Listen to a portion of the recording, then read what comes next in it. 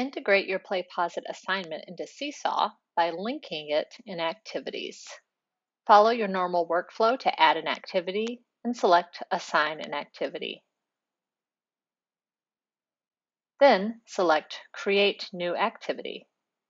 You can title the activity for learners and provide instructions. Once you've completed those steps, head over to PlayPosit to grab the link that you will paste in the link item. From your PlayPosit dashboard, select the bulb thumbnail and select Assign. When you assign your bulb to a class, you'll be able to copy the link that you will paste into Seesaw. Paste the link into Seesaw. Then you can finish configuring your Seesaw assignment for learners.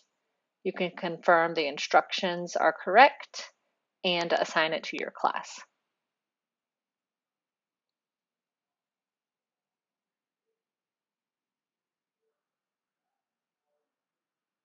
Your learners will log on with their single sign-on option of choice.